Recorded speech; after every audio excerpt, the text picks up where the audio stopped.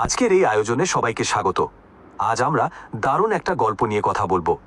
দুই প্রজন্মের মেলবন্ধনে তৈরি হওয়া চমৎকার একটা গল্প, যা মূলত একটি নদীর জীবনচক্র এবং আমাদের পরিবেশ সংরক্ষণের জরুরি প্রয়োজনীয়তাকে একদম চোখে আঙুল দিয়ে দেখিয়ে দেয়। চলুন আর দেরি না করে মূল আলোচনায় ঢুকে পড়া যাক।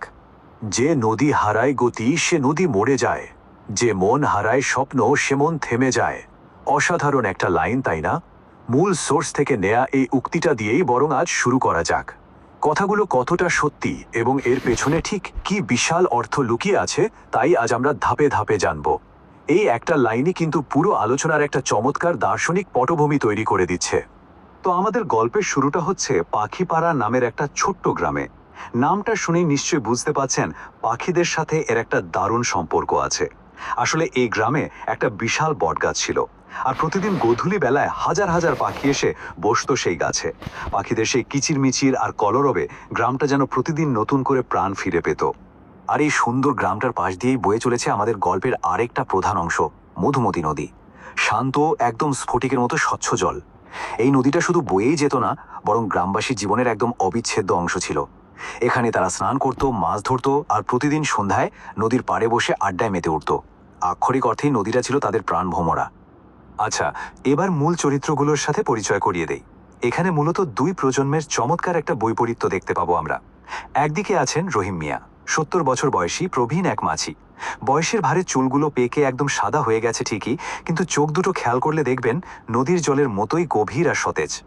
অন্যদিকে আছে তার 10 বছরের নাতি করিম। সবে স্কুলে ভর্তি হয়েছে সে, আর তার ছোট্ট মনটা অসীম কৌতূহলে একদম ভরপুর। তো একদিন সকালের কথা, রহিম মিয়া আপন মনে নৌকায় বসে জাল বুনছিলেন, আর ছোট করিম এসে বসলো তার ঠিক পাশেই। হঠাৎ করে সে এমন একটা প্রশ্ন করে বসলো যেটা শুনলে যে কেউ চমকে যাবে। সে জিজ্ঞেস করলো, এই নদীর কি শেষ আছে?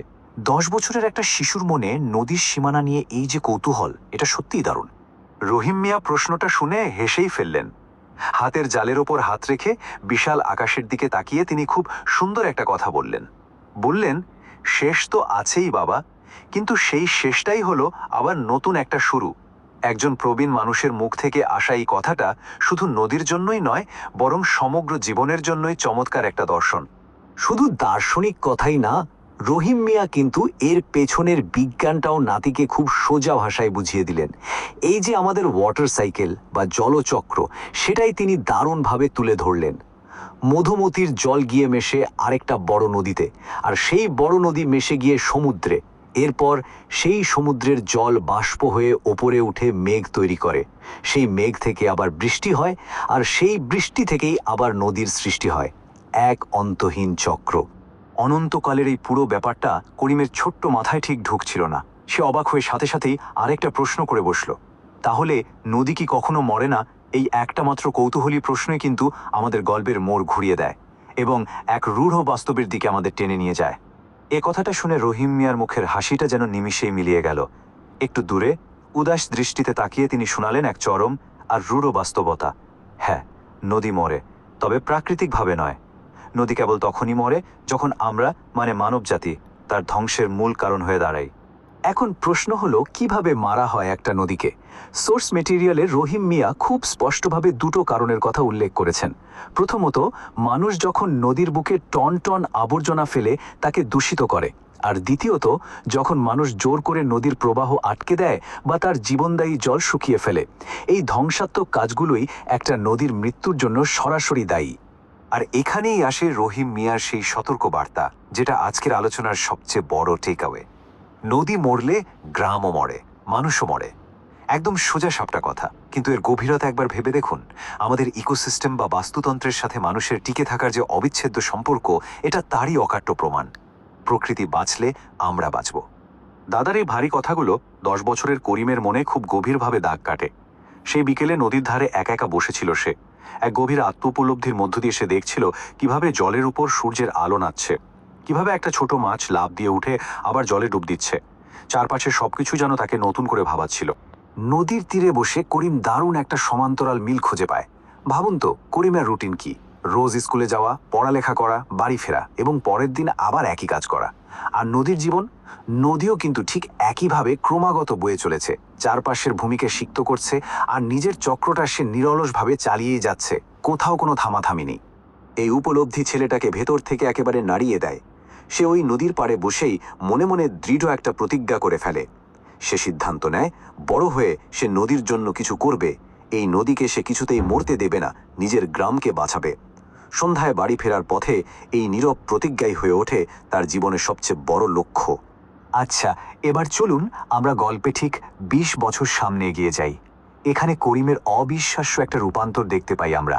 যে ১০ বছরের ছেলেটা নদীর পাড়ে বসে প্রতিজ্ঞা করেছিল, আজ ২০ বছর পর সে একজন সফল এবং প্রতিষ্ঠিত ইঞ্জিনিয়ার, শহরের বড় এক অফিসার সে এখন।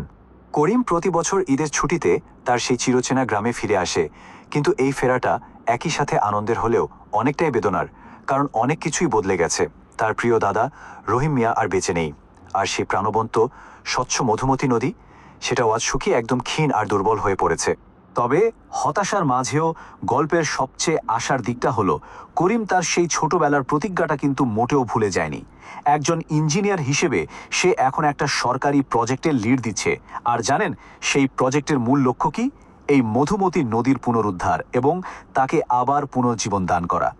আজ যখন করিম নদীর পাড়ে এসে বসে, সে খুব ভালো করেই জানে যে দাদার সেই কথাগুলোই তাকে এতদূর নিয়ে এসেছে। নদীর বয়ে চলার শব্দে কান পাতলে করিম যেন আজও তার দাদার সেই শান্ত আর প্রাজ্ঞ কণ্ঠস্বরটা ঠিক আগের মতোই শুনতে পায়।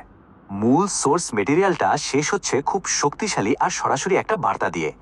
এই গল্পটি মাতৃভূমির নদী ও প্রকৃতির প্রতি ভালোবাসার কথা বলে। আমাদের নদীগুলো বাঁচিয়ে রাখুন। করিম আর রহিম মিয়ার এই গল্পটা আসলে আমাদের সবার জন্যই অত্যন্ত জরুরি একটা রিমাইন্ডার। তো একটা নদীর জীবন এবং তার পুনরুদ্ধারের এই চমৎকার আয়োজনের একেবারে শেষে এসে চলুন একটা ব্যাপার নিয়ে একটু গভীরভাবে চিন্তা করি। আমাদের চারপাশের এই প্রকৃতিকে রক্ষা করতে আমরা ছোট ছোট কি পদক্ষেপ নিতে পারি? কিভাবে আমরা নিশ্চিত করতে পারি যে এই নদীগুলোর প্রবাহ কখনোই থেমে যাবে না? এই প্রশ্নটাই বরং আজ সবার জন্য রেখে গেলাম। সবাই ভালো থাকবেন। আজকের বিশ্লেষণ এখানেই শেষ করছি।